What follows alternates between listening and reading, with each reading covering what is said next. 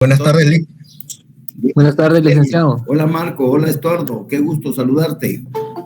Qué bueno. Buenas tardes, licenciado. Qué bueno verlos. Buenas tardes para todas y para todos. De nuevo, la semana se va, pero así. La vida se va así como agua entre las manos. Así es de que no presumamos de que vamos a estar, no. Cuando volteemos a ver, ya se nos han ido 2, 3, 4 años y no hemos hecho nada. Y ni siquiera hemos aprendido derecho constitucional como es debido. ¿Ya? Así es de que, por favor, hay los dichos de los viejitos de antes. El tiempo perdido hasta los santos lo lloran. Tienen razón. Erika, buenas tardes. Buenas tardes. Buenas tardes, buenas tardes, buenas tardes. Muy bien, ya. Mauricio, José, qué gusto me da saludarte. Ana Lilian, buenas tardes, gusto de saludarles. Buenas tardes, licenciado. Hola, Flor de María, buenas tardes, gusto de saludarte. María Helen Elisa, buenas tardes. De verdad de que qué alegre que estemos conectándonos ahí con entusiasmo. Gabriela Monserrat, Rogelio Antonio, buenas tardes, gusto de saludarte. Bueno. Leli Urrutia, buenas tardes. Buenas tardes, Leli. Jacqueline Adriana, buenas tardes. Bueno, a ver cuánto nos conectamos, pero sí, ya vamos. Hola, Génesis, Susan, Karina, Vivian, Yesenia, buenas tardes. Un minutito más para darles chance. Ahí está. Lady Merly, Madeline, buenas tardes. Jenny, Marisela, buenas tardes. Ya casi llegamos a los 170. Eso me agrada. Bueno, vamos a iniciar entonces. Stacy, Nicole, Eric Jiménez, buenas tardes. Israel, buenas tardes. María Alejandra, buenas tardes. Bienvenidos, espero que ya, si hay un compañero o una compañera que por vez primera está compartiendo la clase, pues hágalo saber. Ya esta es la tercera clase que llevamos. Ya nos quedan solo 5 para el primer parcial.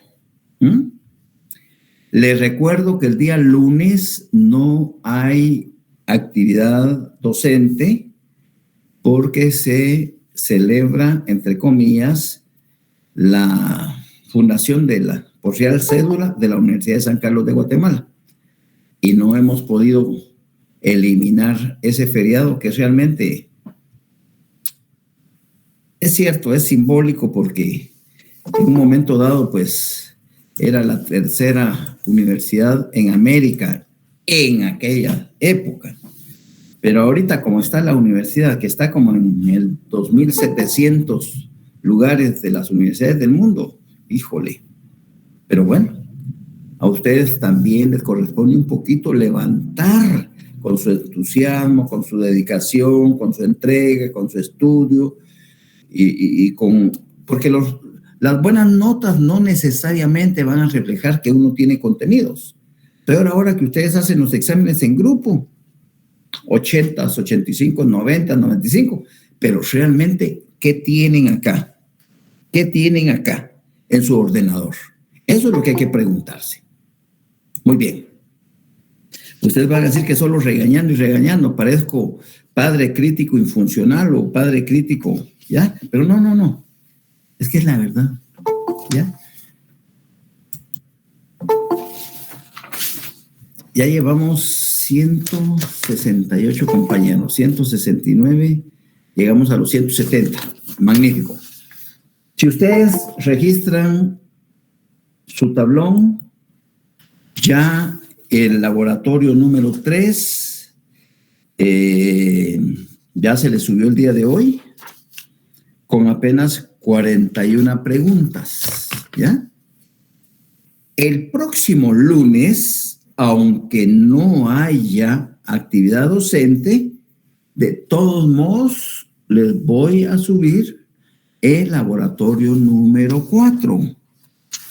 En el laboratorio número 4, de una vez se lo anticipo, que aparte de lo que estamos viendo de clases, de la Constitución, van a tener que tener a la mano la ley de emisión del pensamiento y la ley orgánica de la USAC, que yo ya se las solicité, para que ustedes no anden corriendo o se queden pendientes con esas preguntas que tienen que responder consultando esas leyes. Así es de que, por favor, si alguien por primera vez está conectándose al curso, pues bienvenido, le damos la más cordial bienvenida, pero también le recordamos que ya hemos subido 3 laboratorios y que por favor algún compañero de la sección le pregunte cómo se van a trabajar los mismos y la forma como estamos desempeñando el cargo. Así es de que continuemos. El día de hoy vamos, tal y como está en su programa, a regresar al punto 1. Al punto 1 de su programa, los que ya a su primera unidad que dice Derecho Constitucional, definiciones, objeto, origen, fuentes, disciplinas, jurídico, relaciones, por ahí nos vamos a ir, ¿ya? Entonces, el punto de hoy es Derecho Constitucional y les voy a trasladar algunas definiciones independientemente de que ustedes se tomen la molestia de buscar un par más de definiciones. Eso me lleva a las 2 preguntas que quedaron de tarea para el día de hoy. ¿Alguien las respondió? ¿Puede abrir su micrófono, por favor? ¿Alguien respondió? Me recuerdo que la primera pregunta decía, diga o conoce usted 3 tipos o indique usted 3 tipos de gobierno que conoce. Y la otra pregunta, si el Ministerio Público, si la Corte de Constitucionalidad, si el Tribunal Supremo Electoral ejercen poder de soberanía, poder político de dominación. ¿Alguna valiente y algún valiente, por favor? Monarquía, república y federal, muy bien. ¿Y la monarquía parlamentaria, Lic? Monarquía parlamentaria. Monarquía constitucional parlamentaria. Dame un ejemplo de monarquía parlamentaria constitucional. Dame un ejemplo.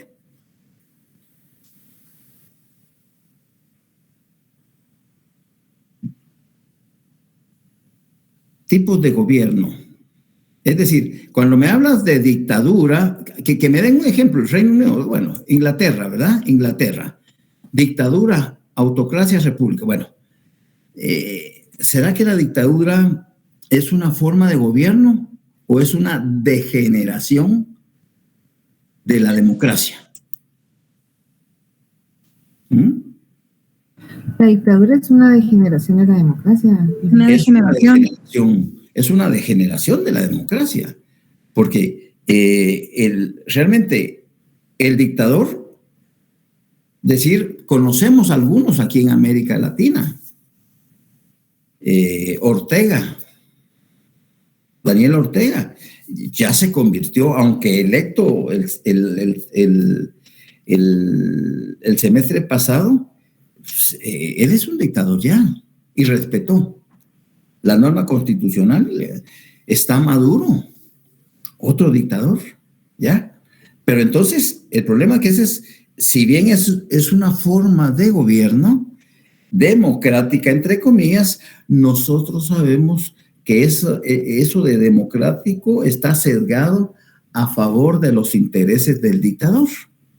Significa eso, que las otras entidades y organismos del Estado están a su servicio. Casi como que nosotros aquí pues tenemos un aprendiz de dictador.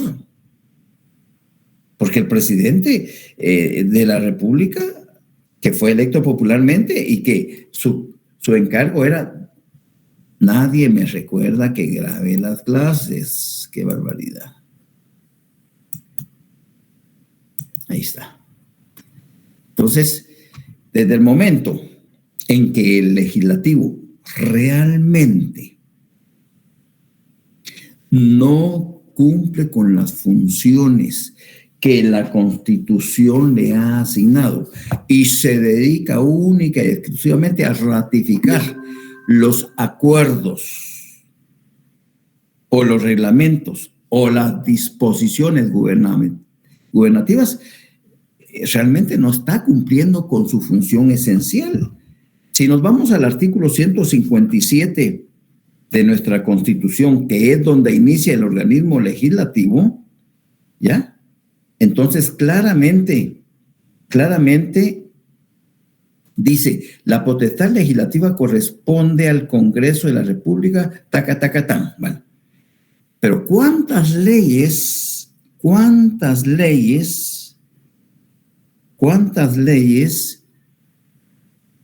que van dirigidas a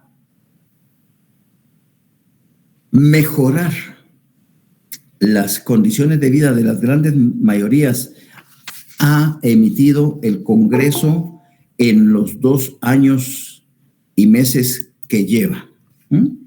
Atribuciones del Congreso, artículo 165. Abrir y cerrar sus periodos de sesiones, recibir el juramento. Ahí hay todas esas atribuciones, ¿ya?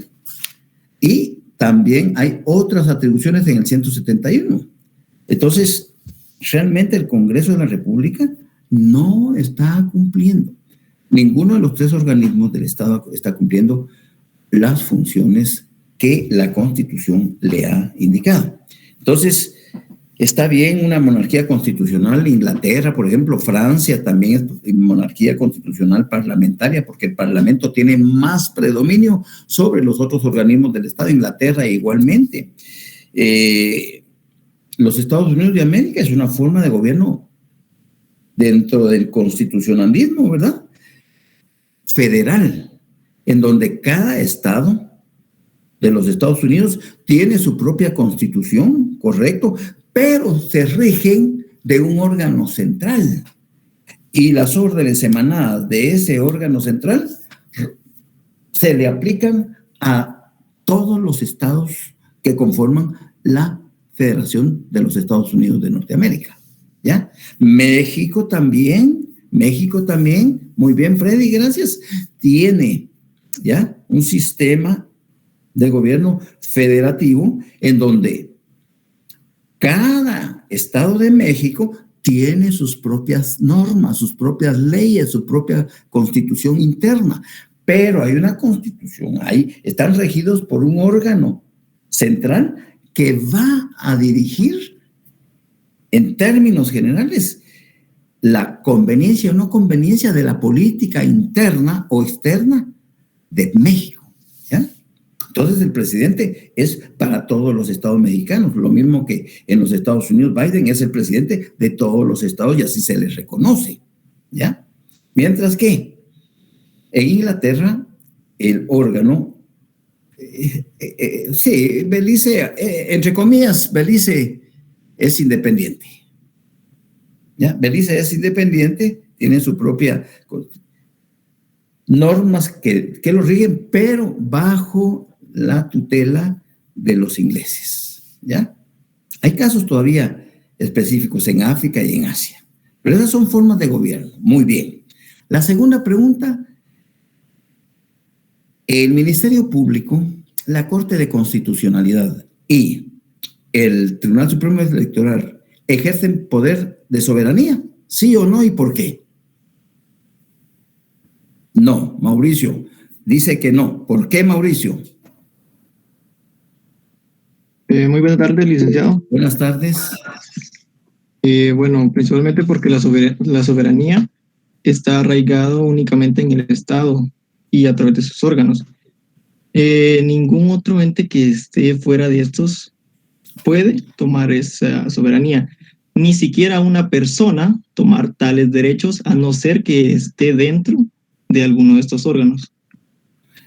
Muchas gracias, Mauricio. Le voy a dar la oportunidad a Pablo René para ver si nos amplían o te contradice. Pablo René.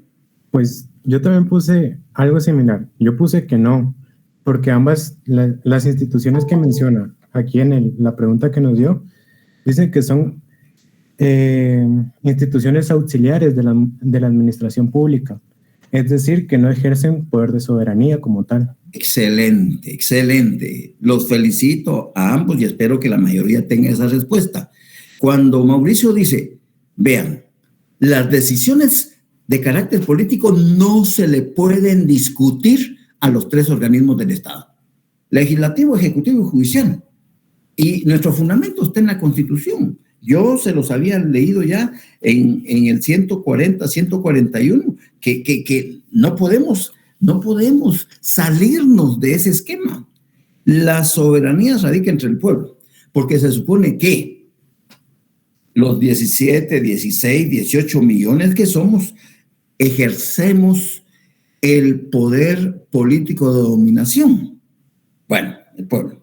Pero como no podemos ponernos de acuerdo los 18 millones, porque hay muchos intereses económicos, políticos y de cualquier naturaleza, entonces delegamos el ejercicio del poder político en tres organismos, que son los únicos: ejecutivo, legislativo y judicial. Entonces, ahí está. La respuesta de Mauricio es correcta. Ni una persona, ni una otra institución puede arrogarse el ejercicio del poder soberano de dominación en la República de Guatemala. Para eso están los tres organismos del Estado. Por eso, por ejemplo, cuando ustedes cierren su pensum, que han ganado los 50 cursos del programa, que han ganado los 6 cursos de las preespecialidades y luego se hayan sometido a sus 2 exámenes técnicos profesionales en la vía privada y en la pública, en el área privada y en la pública, y cuando sustenten su examen público ante la junta directiva, donde ustedes presentan una tesis que es aprobada y cumple con todos los requerimientos, y en ese momento, cuando ustedes defienden su tesis, entonces el tribunal examinador vota si realmente el papel del estudiante en ese momentito, él trabajó su tesis y la sustentó y la defendió y aportó, etcétera, etcétera. En ese momentito lo invisten, ¿ya? Y lo invisten como abogado y notario. Licenciado en Ciencias Jurídicas y Sociales, con los grados de abogado y notario. Luego, pues, de la celebración, luego pasa 1 mes, 2 meses, que le entreguen sus certificaciones, ya comienzan los trámites ante el Colegio de Abogados para inscribirse como abogado y notario, registrar su firma, registrar su sello. Luego se viene a la Corte Suprema de Justicia para que sean juramentados. Y el día que lo van a juramentar va a ser el pleno de la Corte, porque ellos están investidos de soberanía, o un magistrado de la Corte. El pleno delega a un magistrado para que los juramente, y él, con la calidad de soberanía del organismo judicial que está regulado en la Constitución, en nombre del Estado guatemalteco, los juramenta y les otorga la fe pública. Esa investidura, esa pintura, llamémosle así, que les va a dar a su persona para que ustedes, como abogados y notarios, licenciados en Ciencias Jurídicas, puedan ir ya a adquirir su protocolo Uno no es el dueño del protocolo, uno simple y sencillamente va a ser depositario. Uno va a ser depositario del protocolo y en su oficina pueda cartular, dando fe con la certeza jurídica de que los hechos que le están que está observando o que le están narrando tienen veracidad. Y todo lo que diga en la escritura pública tiene plena prueba porque ustedes van a tener la calidad de funcionarios públicos. Por ejemplo, cuando un notario, un abogado, le pide, propone a un abogado para ir a notificar, es un funcionario público. Entonces nos convertimos en funcionarios públicos. Investidos por un organismo del Estado de fe pública. Desgraciadamente, y aquí viene la crítica, los mismos colegas en todas las profesiones se olvidan del código de ética profesional. Se olvidaron del código de ética profesional. O los médicos se olvidaron del juramento hipocrático. Y todos, no digo todos, pero en todas las profesiones se nos olvida eso y comenzamos a entrar dentro de actos inadecuados, dentro inclusive ilícitos. Les cuento el día de hoy, les cuento así, entre comillas, ¿verdad? Entre comillas me llamó un cuate. ¿Qué tal vos? ¿Cómo estás? ¿Qué tal vos? Qué gusto saludarte. Tantos años de no saber de ti. Ven, fíjate vos de que solo te consulto porque tengo una tu colega. Y entonces fíjate que yo me casé con una costarricense y me divorcié, ¿verdad vos? Me divorcié. ¿Ya? Y tenemos un niño. Ella por el COVID, de la noche a la mañana, ya estando divorciados el año pasado en octubre, ella se murió. Y tenía una casa aquí en lo de Valdés, allá por San José Pinula, en lo de Valdés. Y bueno, como yo ya estaba divorciado, pues yo ya nada que ver, vamos. Entonces vinieron los hermanos de Costa Rica y se llevaron al niño, que era lo más prudente. Me parece que sí, que estés con su familia materna. Vos aquí pues no tenés familia y me parece correcto. Perfecto. Y yo les ayudo y qué bueno. Pero fíjate vos que la casa está a nombre de ella, porque al divorciarnos yo le cedí mi derecho y está a nombre de ella. Entonces, cuando me llegó la notificación del banco que un requerimiento de pago y a mi nombre, entonces fui a averiguar que si ella no la ha terminado de cancelar, pero esta colega dice que ella no lo hace porque no tiene protocolo de octubre del año pasado, que busquemos un protocolo de octubre hacia atrás para hacer la compraventa ¿qué? De la casa para que pase a mi nombre. Mano, creo que te equivocaste conmigo. Discúlpame. Creo. No. Yo no te estoy diciendo. No. Te digo que eso es, y por eso yo quiero saber si eso es correcto. ¿Cómo se va a vender un bien inmueble de una muerta, mano? Ella falleció en octubre. Si ella, esa tu colega, mano, qué amistades, perdóname. Ella lo que debió haberte orientado es, mire, aquí lo único que queda es iniciar un proceso sucesorio intestado extrajudicial y el único que tiene derecho a suceder a la causante, a la fallecida, es el niño que tiene 11 años. Y tú, como él está en Costa Rica, tú lo puedes representar en el ejercicio de la patria potestad y representación. Tú puedes iniciar ese proceso en nombre de tu hijo, en el ejercicio de la patria potestad y representación. Pero esa barbaridad que te dijeron, disculpa. No, fíjate que por eso ella me dijo que buscara a ver dónde.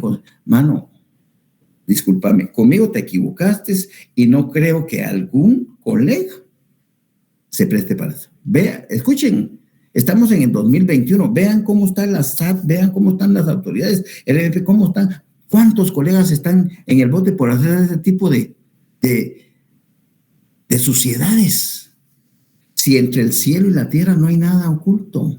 Entonces, ojo, ustedes comiencen desde ya a entender que están estudiando una carrera donde la ética, los valores, los principios, la honestidad y responsabilidad tienen que sobresalir por sobre todas las cosas.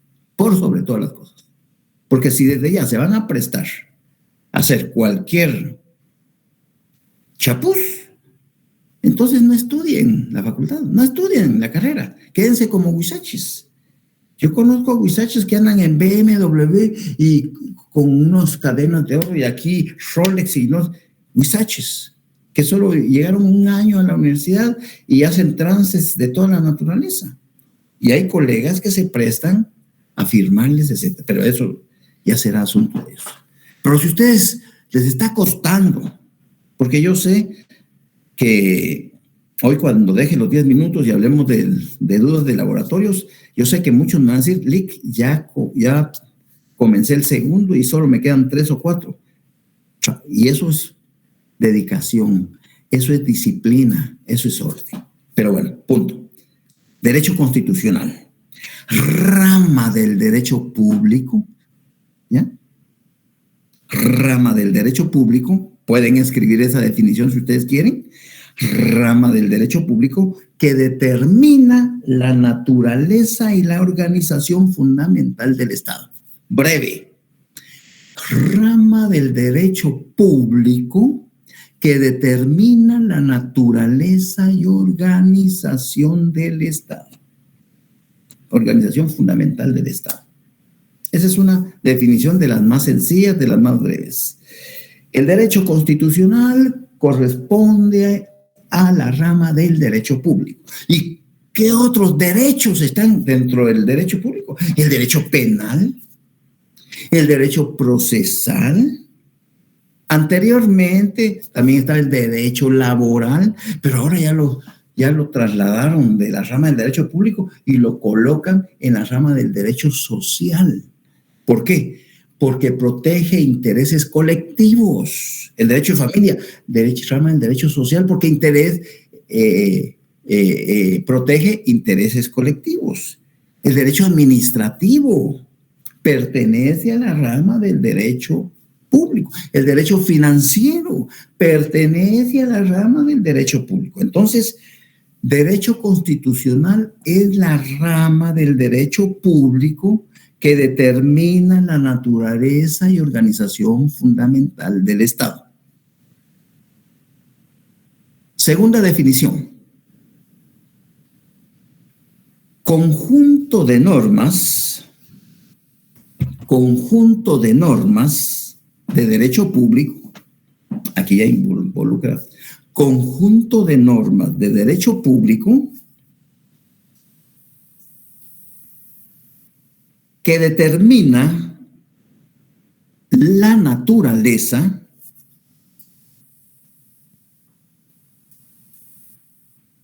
y la organización fundamental del Estado. Conjunto de normas de derecho público que determina la naturaleza y la organización fundamental del Estado,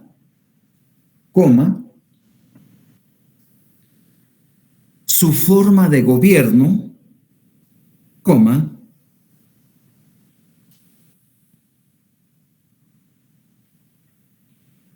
la extensión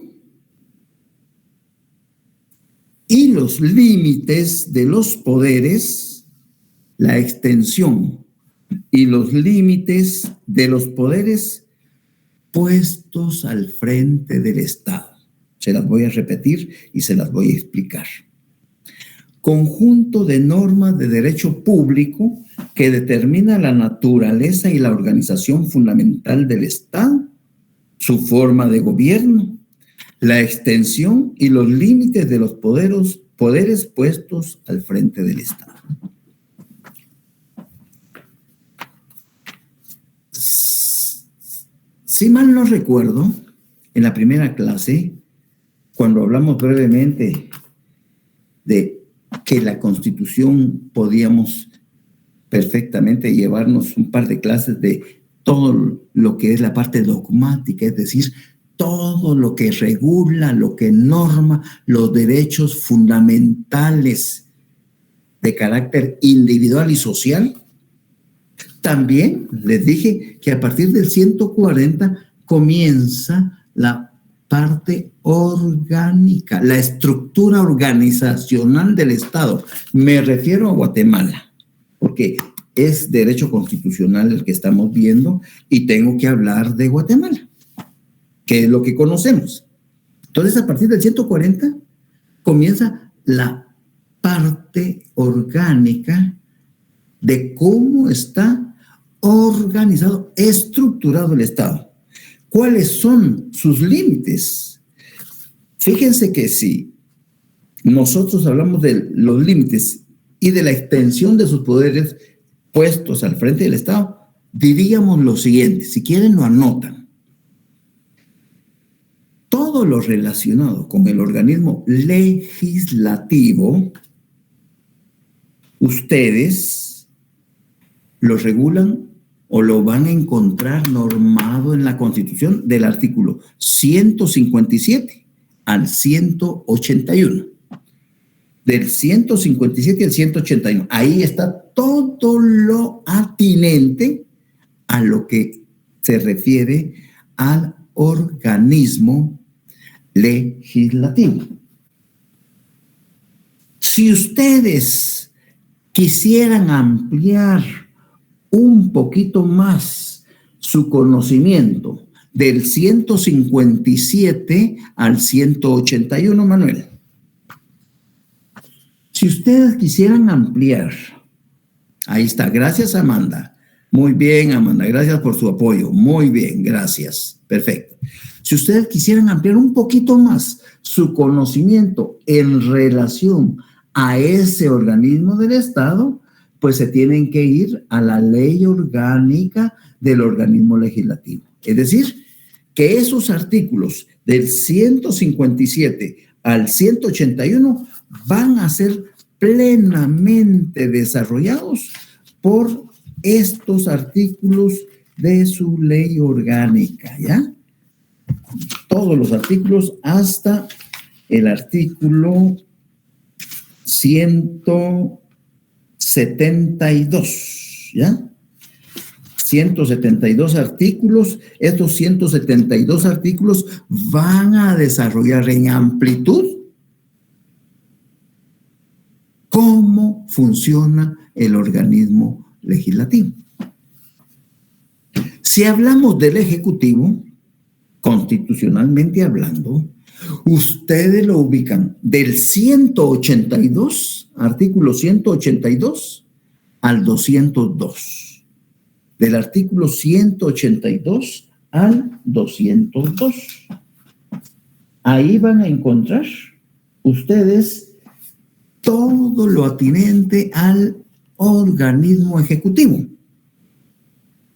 Pero si quieren ampliar un poquito más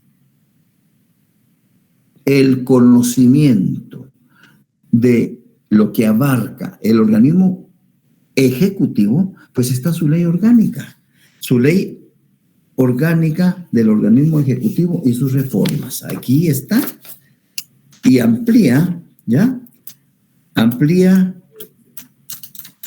Esta no está muy extensa, más que tiene 156 artículos. Claro, con sus reformas ahí, sus anotaciones. Pero eso les da la pauta de todo lo que ustedes quieren conocer un poquito más allá de lo que dice la Constitución en relación al Ejecutivo.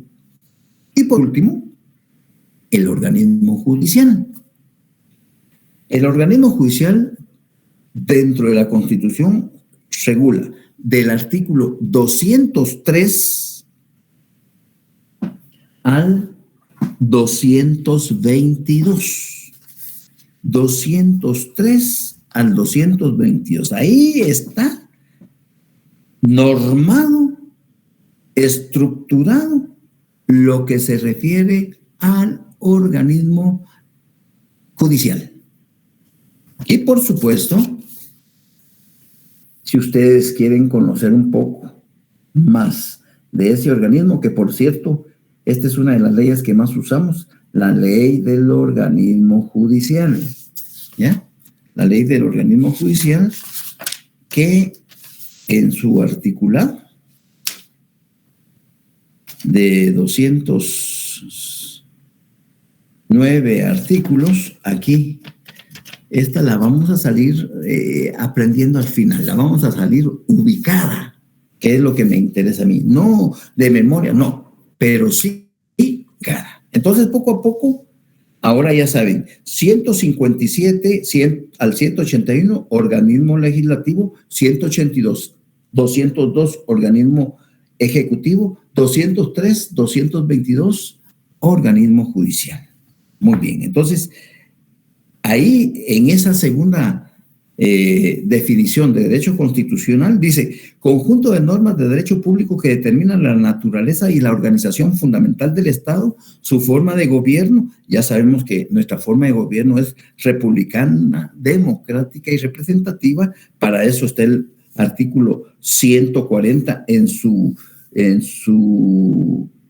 segundo párrafo, que dice, su sistema de gobierno es republicano, democrático y representativo. Vamos con otra definición. Solo 4 les voy a dar y ustedes se encargan de buscar unas 2 más. Voy con la tercera definición. Conjunto de disposiciones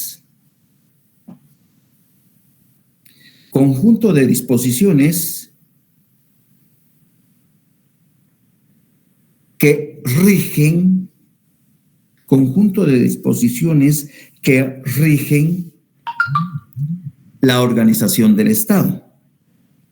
¿Cómo? La constitución del gobierno.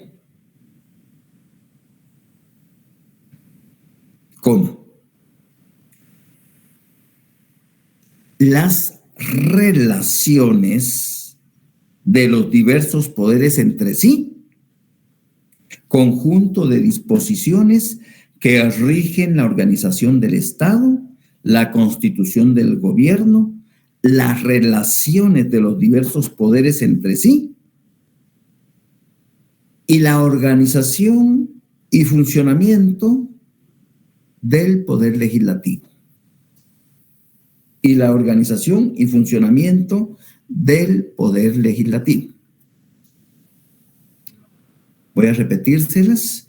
Conjunto de disposiciones que rigen la organización del Estado, la constitución del gobierno, las relaciones de los diversos poderes entre sí y la organización y funcionamiento del poder legislativo. ¿Por qué esta definición le da un poco más de énfasis al funcionamiento del poder legislativo? Porque cuando ustedes se van a dar cuenta y estemos analizando artículos de diferentes temas de la Constitución, se van a dar cuenta que en realidad los 160 diputados actuales no saben realmente que la Constitución los ha investido de un mayor poder que el Ejecutivo. Pero como se dejaron cooptar, y así conviene a los intereses económicos y políticos, entonces no hacen uso de la norma constitucional. Y cuando ejemplifiquemos y analicemos determinados artículos, les voy a decir, ¿se recuerdan ustedes aquella tercera definición que decía que el derecho constitucional es un conjunto de disposiciones que rigen la organización fundamental del Estado, la constitución del gobierno, las relaciones de los diversos poderes entre sí y la organización y funcionamiento? Aquí, este es un ejemplo clásico. Porque sin querer queriendo, el Congreso, la Constitución, le da más facultades al organismo legislativo. ¿Con qué hecho lo hicieron los constituyentes? Creo que cuando los constituyentes emitieron esta Constitución, estaban pensando que inmediatamente de ponerse en vigencia, ellos iban a ser los primeros diputados electos por la población y que iban a gozar y hacer uso de esas prerrogativas. Y la hicieron. ¿Por qué? Porque hubo diputados que estuvieron 1 periodo, 2 periodos, 3 periodos, 4 periodos, 5, 6 periodos. 20 años, 24. ¿Y quién los sacaba? Pero ya la intencionalidad era eso. Ellos sabían cómo apretar la tuerca porque sabían que la Constitución les permitía. Situación que los actuales diputados, con excepción de algunos que ya tienen 3 o 4 periodos, se las conocen, ¿verdad? Pero ahí está, sin comentarios. Bien. Vamos con una última definición. Y ya ustedes, por favor, se encargan de buscar. Pero si se dan cuenta, en las 3 definiciones que les he dado, siempre cuando se habla de derecho constitucional, se va a hablar de la forma como está organizado el Estado, qué forma de gobierno tiene, qué relaciones tiene entre los organismos de Estado y entre los particulares. Vamos pues, con la última. De Prieto Garófalo. Aquí me gusta esta de Prieto Garófalo. Dice, este es un italiano, Prieto Garófalo. El derecho constitucional estudia la Constitución del Estado. El derecho constitucional estudia la Constitución del Estado. O sea, el ordenamiento de los órganos constitucionales del Estado. O sea, el ordenamiento de los órganos constitucionales del Estado y las relaciones fundamentales entre el Estado y los ciudadanos. Repito, el derecho constitucional estudia la Constitución del Estado, o sea, el ordenamiento de los órganos constitucionales del Estado y las relaciones fundamentales entre el Estado y los ciudadanos.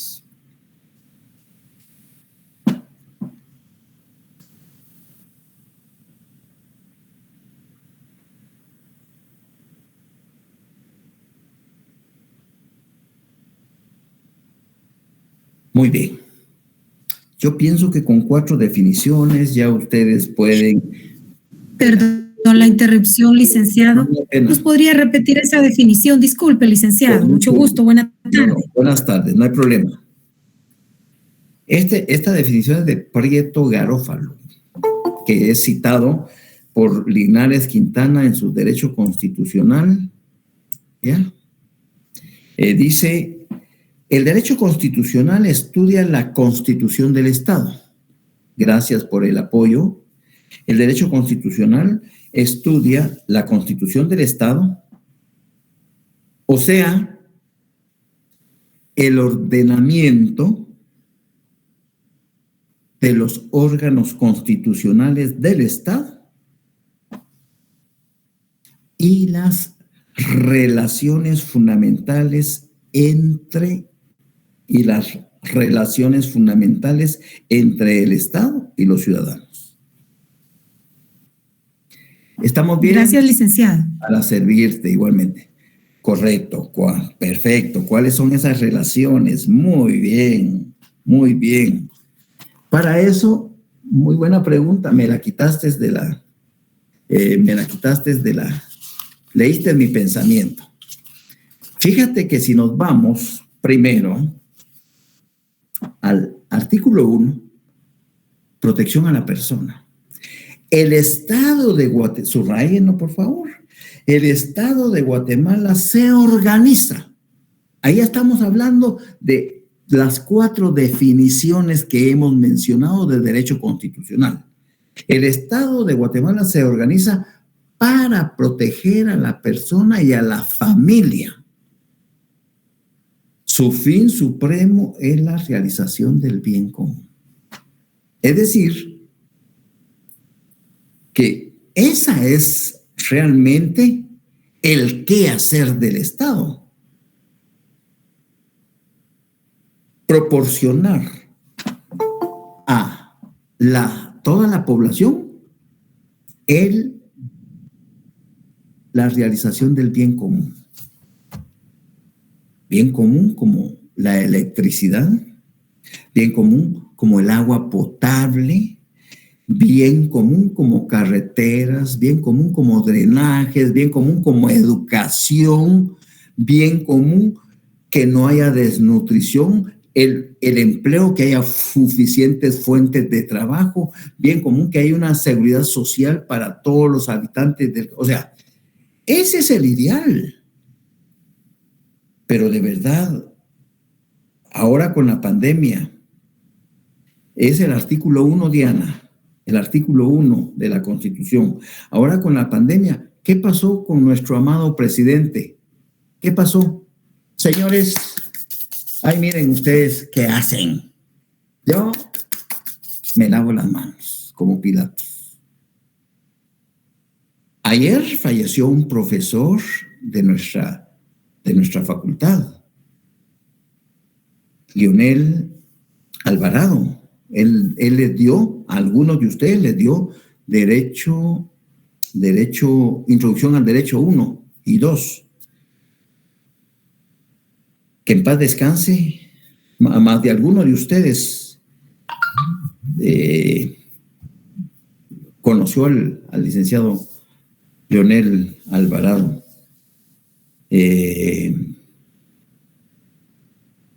Brevemente, en un minuto les voy a contar que él estudió casi conmigo, pero nunca se graduó. Él solo sacó la licenciatura. Él no era abogado y notario. Entonces, siempre ocupó el cargo de profesor interino. Es decir, que él jamás, en los 30 y tantos años que dio docencia, jamás promocionó a titular 1, titular 2, titular 3, titular 4, etcétera, hasta el 12. Siempre que lo veía, porque éramos cuates, vos, ¿qué jodidos te pasa? ¿Por qué no haces tus exámenes técnicos? ¿Por qué no haces los privados, pues? Si tenías una experiencia, bueno, no, vos que... Y se conformó. Entonces él jamás, es decir, llega uno en determinados momentos a conformarse. No. Señores, por favor, si ustedes iniciaron esta carrera, la tienen que terminar por satisfacción personal. O si es que solo porque su papá y su mamá les están diciendo, mira, tenés que ser abogado porque yo quiero. No es así. Eso tiene que nacer. Y al principio, la carrera, uno no la encuentra ni pies ni cabeza. A los jovencitos, me voy a dedicar ahorita, a los jovencitos que acaban de salir el año pasado, antepasado, de su bachillerato, de su secretario, se metieron a derecho porque vieron las estadísticas y se dieron cuenta que el cociente intelectual más bajo de todas las unidades académicas de la Universidad de San Carlos está en derecho. Comprobado científicamente. El cociente intelectual más bajo está en derecho. Ahí esa cabal quedó para mí. Entonces, lo que no saben ustedes es que la carrera de derecho es tan amplia que se pueden hacer maravillas en la profesión, ¿ya? Se pueden hacer maravillas en la profesión.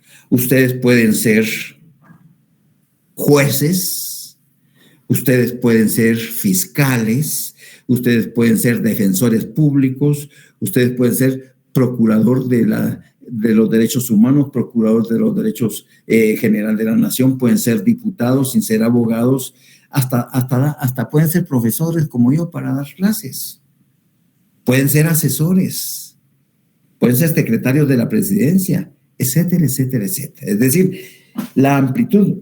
Ahora me dirijo a los que ya son profesionales de cualquier otra rama, medicina, economía, contaduría, veterinaria, de cualquier otra rama. Los profesionales que están estudiando derecho, primero les encanta estudiar, no quieren perder el tiempo, pero ya se dieron cuenta que el derecho está inmerso en cualquier actividad del hombre, laboral, familiar, social, internacional, de todo. Entonces el derecho es un macro. El derecho es una...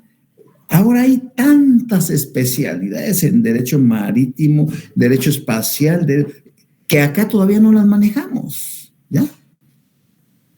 Exacto, muy buena apuntada, Milden, ¿ya? Entonces, el problema es que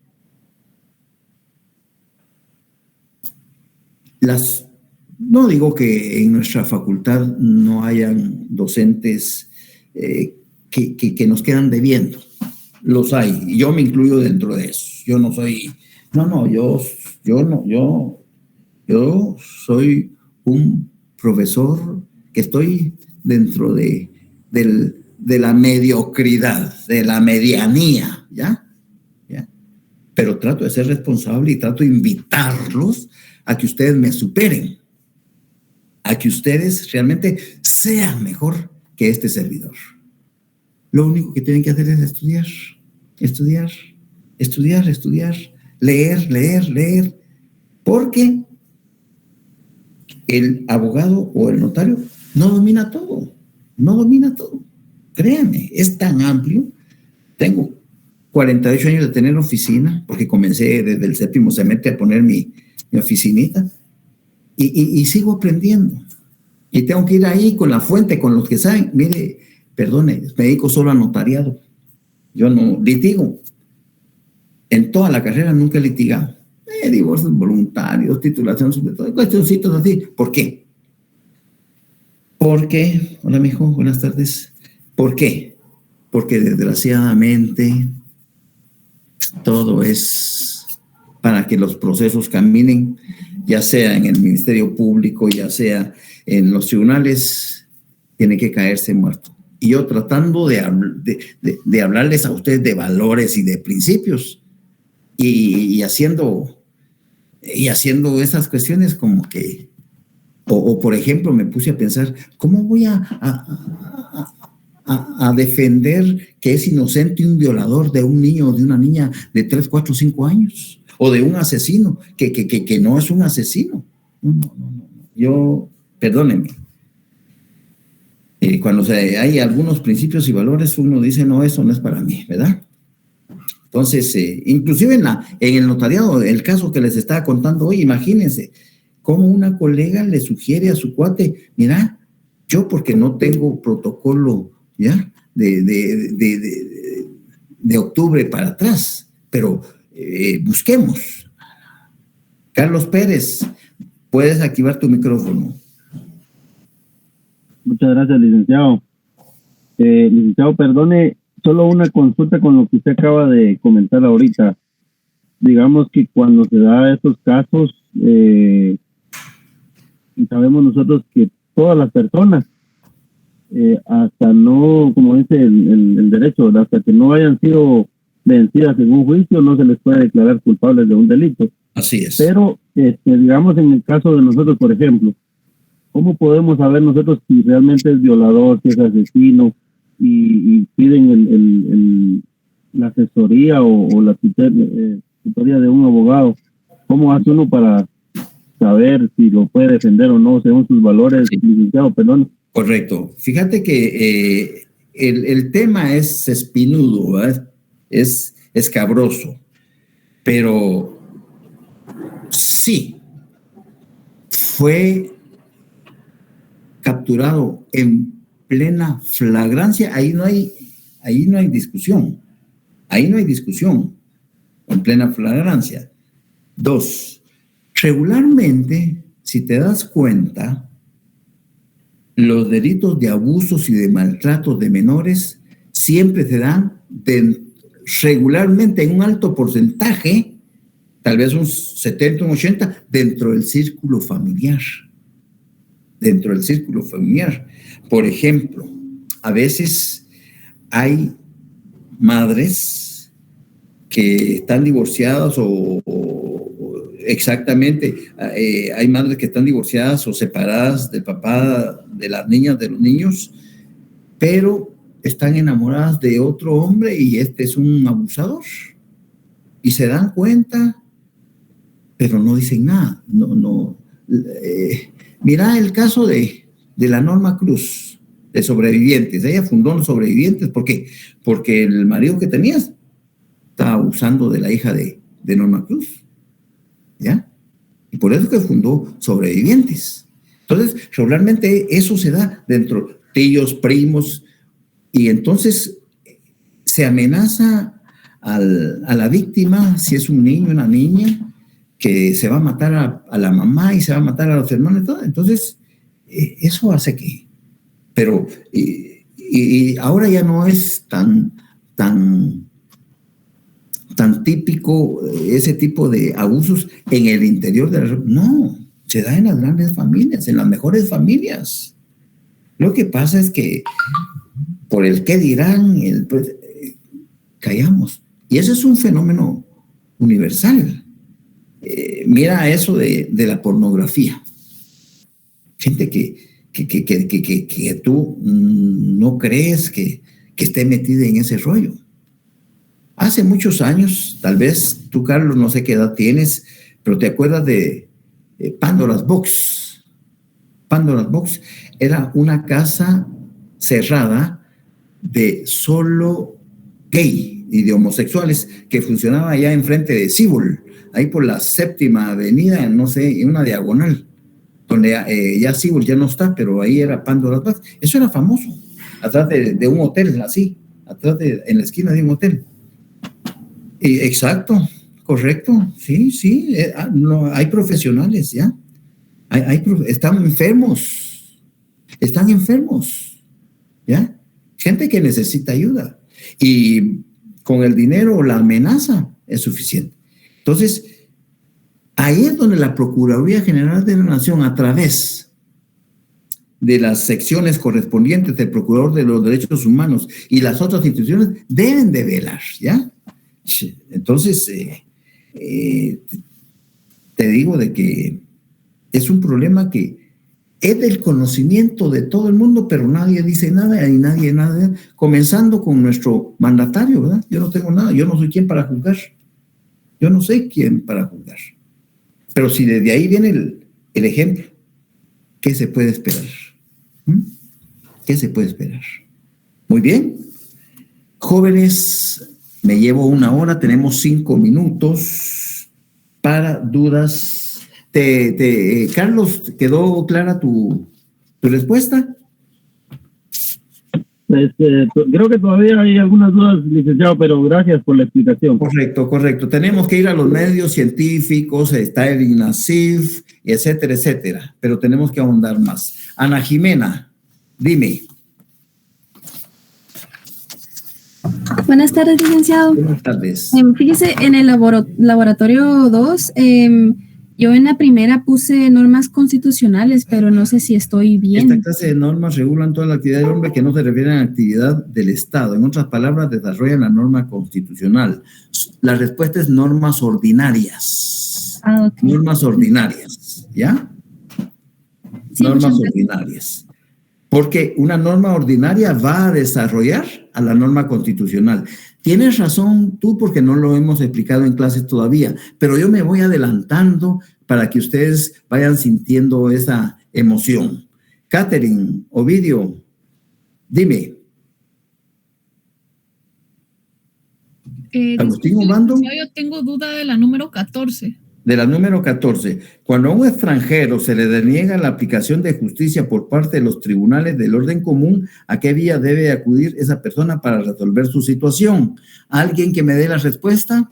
Por la vía diplomática. el artículo Muchas 29. gracias. Se están estudiando a la vía diplomática, ¿verdad? Tiene que ir al consulado. Si es por decirte algo, si es un chileno y los tribunales no le resuelven, tiene que ir al consulado chileno con sede acá en Guatemala a exponer su situación. Muy bien. ¿Alguna otra? Buenas tardes, licenciado. Buenas tardes, Juan Valentín. Yo tengo duda con la 19 del laboratorio 2. Es que estoy investigando y como dice que fundamente, pero es una dirección legislativa, número de registro 4569, entonces no sé si la respuesta sea correcta. Bueno, muchas gracias. Las manifestaciones religiosas en el exterior de los templos son permitidas y se rigen por la ley. Para el ejercicio de estos derechos bastará la previa notificación de los organizadores ante la autoridad competente. ¿Quién es la autoridad competente? La gobernación departamental. ¿Ya? La gobernación. Entonces, ¿cuál es tu fundamento? La ley de la gobernación departamental. Cómprala. ¿Estamos? Bien, licenciado, gracias. Para servirte. Licenciado, disculpe, yo tengo duda con la pregunta número 18. ¿Cómo no? Del laboratorio número 2. ¿Cómo no? Con mucho gusto. Gracias. ¿En qué casos el derecho de reunión y manifestación pública pueden ser restringidos, disminuidos y coartados? Estamos viviendo eso con la pandemia. Te tenés que ir al artículo 138 de nuestra Constitución, en donde dice limitación a los derechos constitucionales. ¿Ya? Limitación a los... Es obligación de... Ahí es la respuesta. Lees el 138. En caso de invasión de territorio, perturbación grave de la paz, actividades contra la seguridad del Estado. Exacto. Ahí está tu respuesta. Ahí está tu respuesta, ¿de acuerdo? Muy amable, gracias. Porque se están limitando. Y también debes de tener a la mano la ley de orden público para reiterar tu respuesta. Muy bien. ¿Alguna otra pregunta? Licenciado, yo en esa que hizo la compañera Amanda, pues sí. En la número 18 puse no pueden ser restringidos, disminuidos o cortados. La ley lo regula con el único objeto de garantizar el orden público. Sí, pero oye, analiza bien la pregunta. ¿En qué casos el derecho de reunión y manifestación pública pueden ser restringidos? En el estado de prevención, en el estado de alarma, en el estado de calamidad pública, en el estado de sitio, en el estado de guerra, ¿ya? Artículo 139. ¿En qué casos? Solo en esos casos pueden ser restringidos, ¿de acuerdo?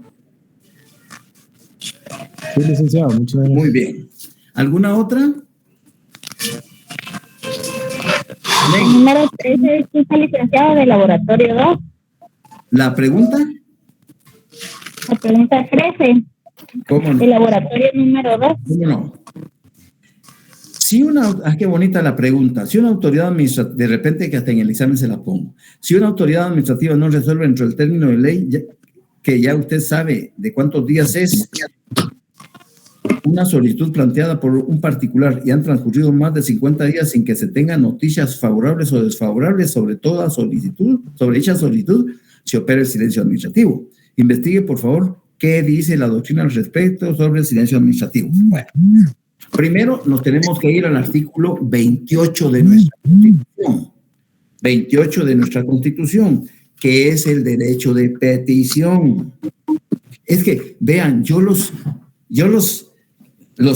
molesto, que ustedes vayan y anoten. Derecho de petición.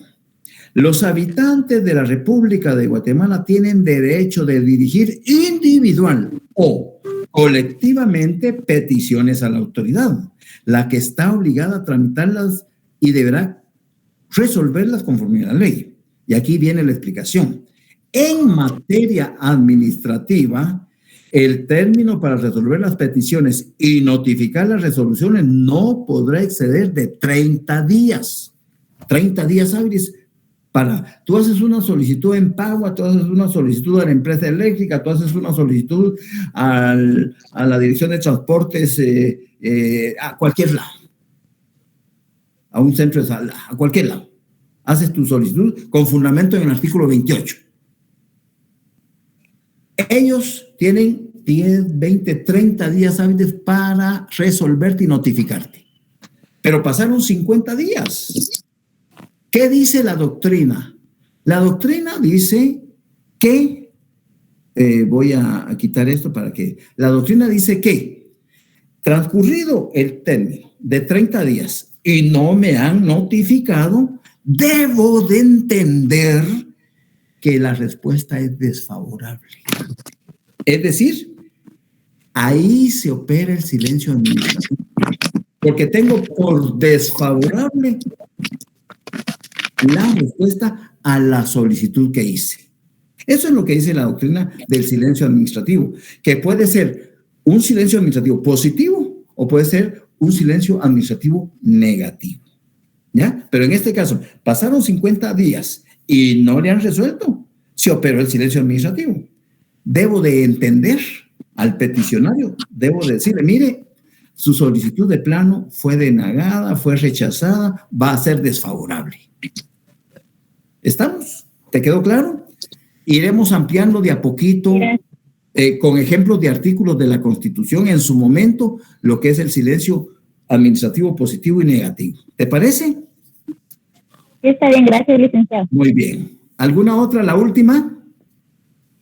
Disculpe, licenciado, con respecto a la pregunta anterior, ¿se podría poner la ley de amparo en el artículo 10? Sí, mijo, correcto. Sí, pero, ojo, si bien es cierto que el amparo, no hay materia que no sea susceptible de amparo, primero tienes que agotar la definitividad procesal, es decir, todas las instancias administrativas y judiciales para poder accionar al amparo. Claro, en este caso concreto que yo les estoy poniendo, podemos, si fue la solicitud a Empagua y pasaron 50 días, y como Empagua ya no tiene otra autoridad superior ni nada, entonces ante el transcurso del plazo de 50 días, entonces ahí sí puedo accionar de amparo única y exclusivamente. Me tengo que ir al auto acordado 1/2013 para ver quién es el competente para conocer los amparos contra los gerentes. Auto acordado 1/2013 de la ley de amparo dice así. Ahorita, aquí está competencia. Este es el auto acordado 1/2013, competencia en materia de amparo. Los gerentes, ¿dónde están los dos salas, tristes, viceministros, funcionarios, consejos, alcaldes, contralor, los gerentes? Aquí está. El órgano competente son las salas de las cortes de apelaciones y demás tribunales colegiados de igual categoría. Entonces, como ciudadano me voy ante una sala de apelaciones del perímetro de la capital, porque Empagua está aquí en la capital, e interpongo el amparo con el único fin de que se le fije un término perentorio al gerente de Empagua para responder mi solicitud. Término de 5 a 8 días. Para eso me serviría el amparo, en este caso. No necesito agotar la definitividad procesal. ¿Por qué? Porque llevo 50 días sin servicio de agua potable. Una vecina, por caridad, me ha estado trasladando el agua y a veces compro mis toneles. Y no es posible que si la Constitución me dice que administrativamente son 30 días y van 50, entonces me voy de amparo. Porque no hay materia que no sea susceptible de amparo. Y porque está en riesgo la salud de mi persona y de mi familia que no tiene agua potable. En ese caso. Pero eso lo vamos a ver más despacio. ¿Estamos? Ahorita son solo así pastillitas. ¿Estamos? Feliz tarde. Un abrazo. Gracias, licenciado. Feliz tarde, licenciado. Gracias, Lic. Buenas tardes. Gracias, licenciado. Muchas gracias. Feliz tarde, licenciado. Gracias. Buenas tardes. Un abrazo. Feliz tarde, licenciado. Adiós. Buenas tardes. Buenas tardes, licenciado. Buenas tardes, un abrazo. Gracias, feliz fin de semana. Igualmente, el lunes les recuerdo que no hay actividad docente, pero sí les voy a subir el laboratorio 4. Ojo, por favor.